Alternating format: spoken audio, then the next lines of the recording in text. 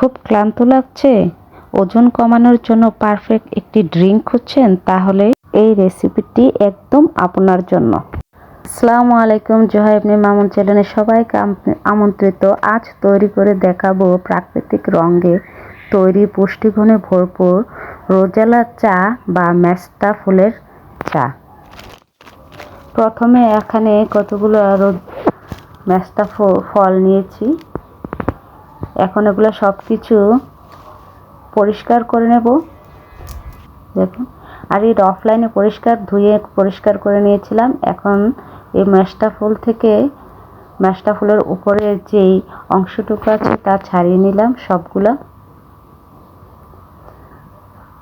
আগে ধুয়ে পুছে পরিষ্কার করে নিয়েছিলাম। এখন কিভাবে তা রৌদ্র দিতে হয় দেখুন। এগুলো একটি পাত্রে নিয়ে সবগুলো এভাবে বিছিয়ে ছড়িয়ে দেব। দিয়ে আর আলোটা অনেক বেশি, কারণ বাহিরে অনেক রৌদ্র জ্বালানো পড়ছে, তাই আলোটা অনেক ফ্যাকাশে দেখাচ্ছে। এভাবে সবগুলো ছড়িয়ে বিছিয়ে দেব, দিয়ে রৌদ্রে শুকাতে দিতে হবে। আর এই রৌদ্রে শুকিয়ে অনেক দিন পর্যন্ত আপনারা সংরক্ষণ করতে পারেন।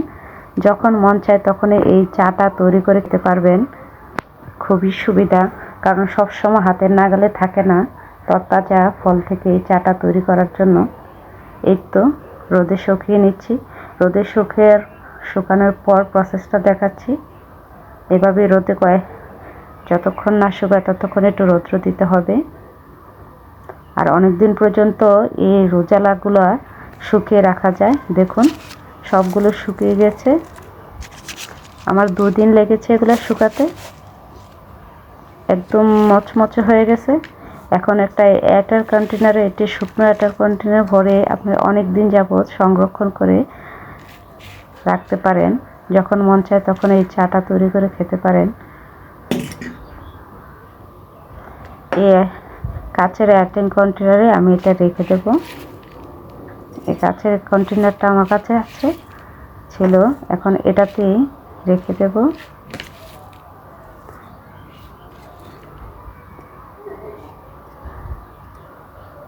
আর সেই সাথে সাথে এখান থেকে কিছু অংশ নিয়ে আপনাদেরকে চা তৈরি করে দেখাবো।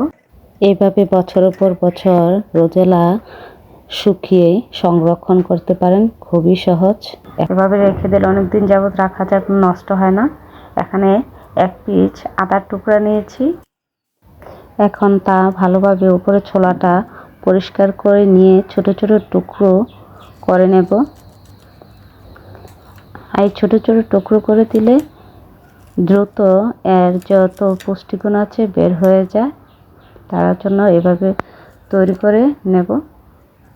এতে কুচি করে কাটা হয়ে গেছে। এখন 3 কাপ চার জন্য এখানে শুকনো কিছু রোজেলা নেব। আপনারা 1 কাপের জন্য অল্প পরিমাণে নিতে পারেন, 3 ভাগের 1 ভাগ। আর আগে থেকে চুলাতে গরম পানি বসিয়ে রেখেছিলাম। দেখুন, পানিটা ফুটে উঠেছে। এখন তাতে আদার টুকরো ও রোজেলাগুলো দিয়ে দেব। দিয়ে 2-1 মিনিট জন্য ঢেকে দেব, যাতে এর রঙটা বাকি পুষ্টিগুণগুলো পানির সাথে বের হয়ে যায়। এই তো 2 মিনিটের জন্য ঢেকে দিয়েছিলাম। এখানে 1 টুকরো দারচিনি ঠ্যাঙ্গা দিয়েছি, যার ফ্লেভারটা খুবই ভালো লাগবে। এই তো 2 মিনিট পর আবার 2 মিনিট ঢেকে দিয়েছি। এর রং পুরা বের হয়ে গেছে। দেখুন, কালারটা খুবই সুন্দর লাগছে। এখন নামিয়ে ছেঁকে নেব। রংটা দেখুন, প্রাকৃতিক রঙে ভরা, অ্যান্টিঅক্সিডেন্টে ভরা, পুষ্টিগুণে ভরপুর রোজেলা চা।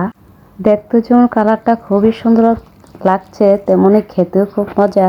আর এর টেস্টটা দ্বিগুণ করতে চাইলে একটু লেবুর রস, মধু তার সাথে অ্যাড করতে পারেন। তাতে আপনি এই চার প্রেমিক হয়ে যাবেন। আশা করি একবার ট্রাই করে দেখবেন, ভালো লাগবে। চ্যানেলটি ভালো লাগলে ফলো ও সাবস্ক্রাইব করে রাখবেন, আশা করি।